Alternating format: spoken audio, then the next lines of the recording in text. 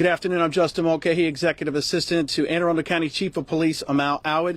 I'm joined by Chief Awad today. Also, our Superintendent of Anne Arundel County Public Schools, Dr. Mark Bedell. We're also joined by the Garrison Commander, Colonel Gore, and Chief of Police for Fort Meade, Chief Alvarez. We're here this afternoon, to brief on an incident that occurred here at Meade High School this morning. I'm going to turn it over now to Chief Awad to give you some of those details. Chief. Thank you, Justin. Good afternoon, everyone.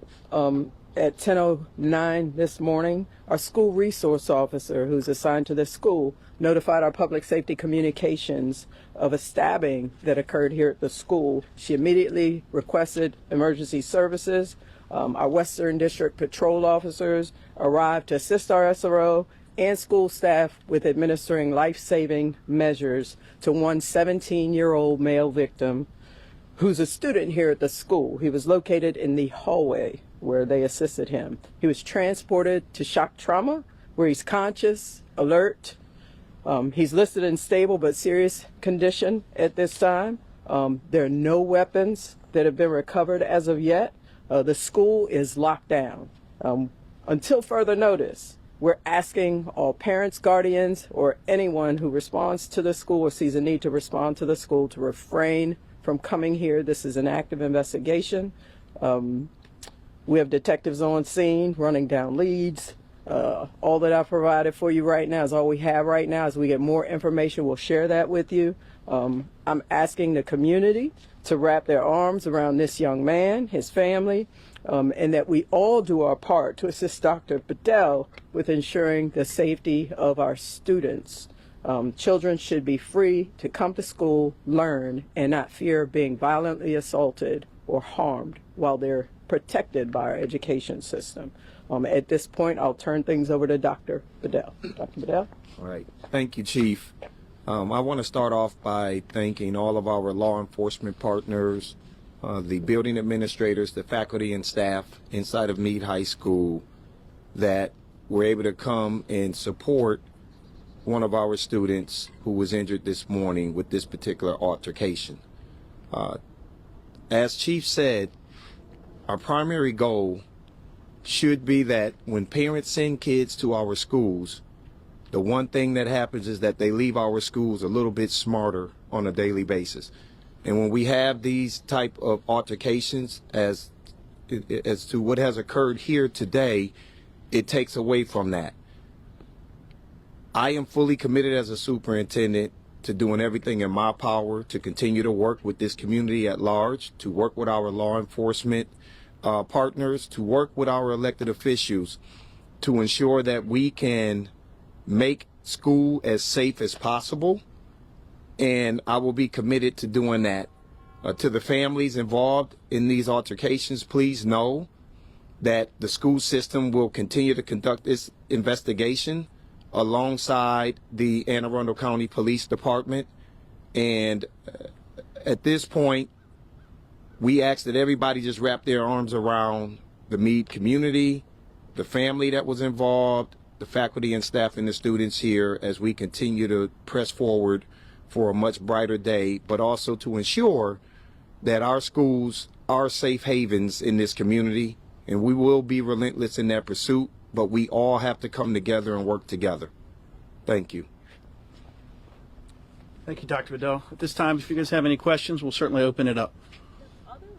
I'm assuming student who is involved in this altercation, do you have any information on gender, age, anything like that? I realize you can't reveal too much at the point. Not at this time. Again, as we get more information, we'll reveal that. My appeal to the suspects in this incident, or the suspect in this incident, turn yourself in.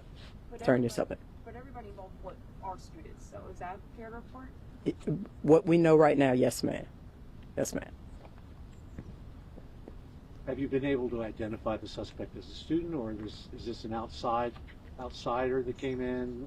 Can you put parents' minds at ease by saying that you feel like this was a targeted incident? Or I would say this is an isolated incident. I would also say that although we are working on confirming identities, we want to provide facts to you all. We do know that more than likely they were part of the student population. Yes. More than one suspect at the point? a suspect or suspects. We're still running down and confirming facts. There, as you can imagine, this was a traumatic incident, so there appear to be many people who either witnessed or were present. Again, we're running those leads down right now. And this might be for the superintendent. I realize it's still early, where you're still trying to identify everybody involved. Moving forward, what could disciplinary action look like for a situation like this, or is it kind of a case by case type of wait? Yeah, we absolutely will apply it case by case as the investigation yields the particular findings. We have a system, we have a student code of conduct that we will abide by, and we'll take the appropriate actions that we 100% can assure you that actions will be taken with anybody involved in this situation.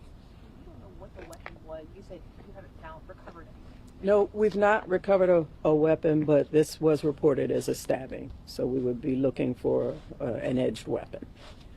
Will someone kindly describe the procedure that the school follows when an incident like this occurs?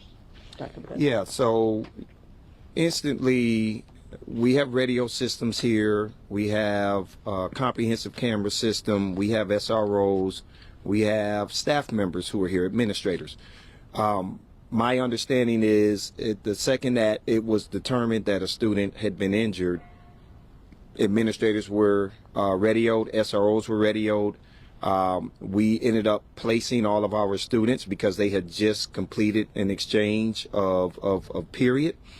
So students then are placed into classrooms. Ultimately, we then lock down the facility because we don't want to have unnecessary movement while we allow for the medical personnel, the administrators, and the law enforcement officials to address the victim. That's what happened. That is exactly what happened today. What I can tell you was this school responded to the procedure of moving into a lockdown process to the T of what our textbooks dictate that they have to do. So by the time, I'm assuming, law enforcement came, they were easily able to move through to intervene, and then by the time we arrived, myself and some of the central office administrators, at that point, everything was pretty much under control with law enforcement, school administrators, and the ambulance services. About 2 years ago, our station covered a story with your school district about the strategy to kind of combat violence in schools, basically asking the community to be present. Was this applied today, or forgive me, this was before my time here? But So what I will say is it's something that I would have to look at to see if we actually had adults on the premises that were a part of that volunteering program.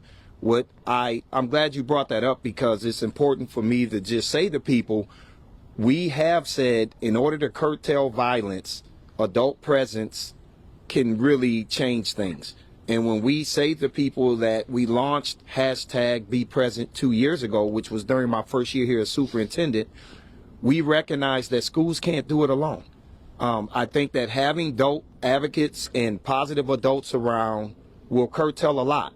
And so we are still constantly asking people to step up and find time to volunteer. We pay for your background checks.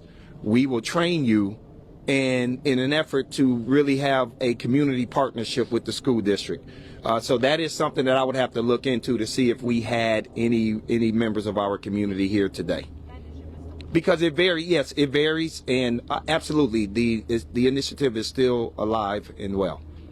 Does the school have any electronic devices that will pick up weapons that students or anyone might bring in? That is a fabulous question. If you have not listened to our recent budget presentation, I have actually included in our budget resources, if allocated, to provide non-evasive technologies to begin the pilot at some of our schools in an effort to try to curtail students bringing in weapons into our schools. So that is a part of the FY26 budget request.